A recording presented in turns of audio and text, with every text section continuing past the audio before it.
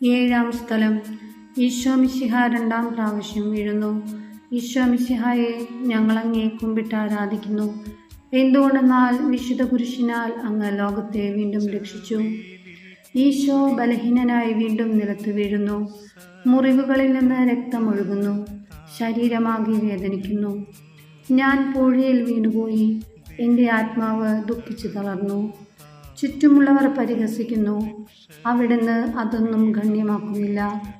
എൻ്റെ പിതാവ് എനിക്ക് തന്ന പാനപാത്രം ഞാൻ കുടിക്കേണ്ടതല്ലയോ? പിതാവിൻ്റെ ഇഷ്ടം നിറവേറ്റാനല്ലാതെ അവിടുന്ന് മറ്റൊന്നും ആഗ്രഹിക്കുന്നില്ല. മനുഷ്യപാപങ്ങളുടെ ഭാരമെല്ലാം ചുമന്ന മിശിഹായെ, അങ്ങയെ ആശ്വസിപ്പിക്കുവാനായി ഞങ്ങൾ അങ്ങയെ സമീപിക്കുന്നു. അങ്ങയെ കൂടാതെ ഞങ്ങൾക്കൊന്നും ചെയ്യുവാൻ ശക്തിയില്ല.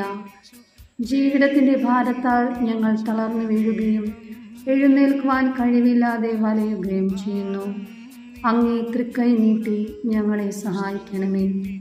സ്വർഗസ്ഥനായ ഞങ്ങളുടെ പിതാവേ, അങ്ങയുടെ നാമം പൂജിതമാകണമേ.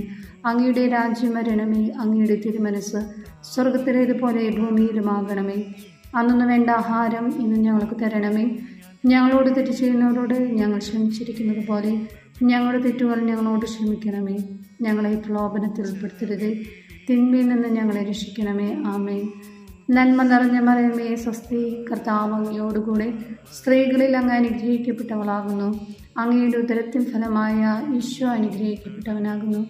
പരിശുദ്ധ മറിയമേ, തമ്പുരാൻ്റെ അമ്മേ, പാപികളായ ഞങ്ങൾക്ക് വേണ്ടി ഇപ്പോഴും ഞങ്ങളുടെ മരണസമയത്തും തമ്പുരാനോട് അപേക്ഷിക്കണമേ. ആമേൻ. കർത്താവെ അനുഗ്രഹിക്കണമേ.